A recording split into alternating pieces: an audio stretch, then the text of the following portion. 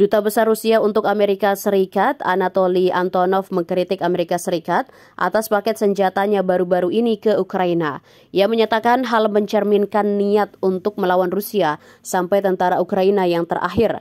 Pernyataan Anatoly Antonov menanggapi bantuan militer senilai $250 juta dari Amerika Serikat untuk Ukraina. Amerika Serikat mengirimkan amunisi pertahanan udara, roket, peluru artileri, dan senjata ringan yang disetujui pada Rabu 27 Desember 2023 oleh pemerintahan Presiden Amerika Serikat Joe Biden.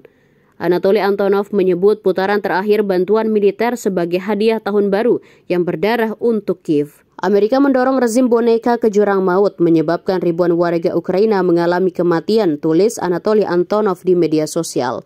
Di sisi lain, Anatoly Antonov menekankan keberhasilan Rusia baru-baru ini dalam mengakuisisi kota Marinka di Donetsk yang merupakan benteng strategis Ukraina.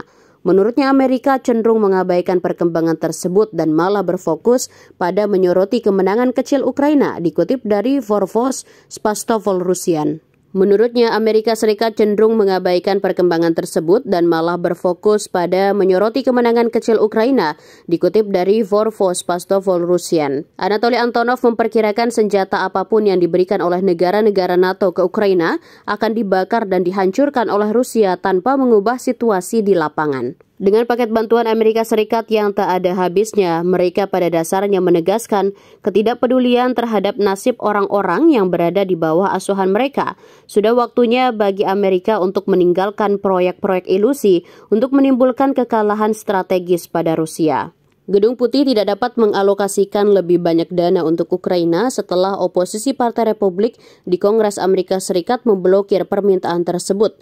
Para anggota parlemen menuntut konsesi besar dalam reformasi imigrasi dan keamanan perbatasan selatan sebagai prasyarat persetujuan mereka untuk membelanjakan tambahan miliaran dolar pembayar pajak untuk dukungan Ukraina. Selain itu, para pejabat Amerika telah mengindikasikan paket terbaru ini akan menjadi yang terakhir berdasarkan tunjangan belanja saat ini. Presiden Amerika Serikat Joe Biden menuduh para anggota parlemen yang menentang pengeluaran lebih besar di Ukraina membahayakan keamanan nasional karena mengaitkannya dengan masalah kebijakan dalam negeri. Joe Biden berpendapat Presiden Rusia Vladimir Putin mungkin menyerang anggota NATO jika Ukraina kalah. Putin menolak pernyataan tersebut sebagai omong kosong belaka. Menurut Putin, Joe Biden menggunakan pendapat itu untuk menutupi kegagalan kebijakan luar negeri pemerintahannya. Putin menyatakan mencegah ekspansi NATO ke Ukraina adalah tujuan utama konflik tersebut. Download Tribun X sekarang, menghadirkan lokal menjadi Indonesia.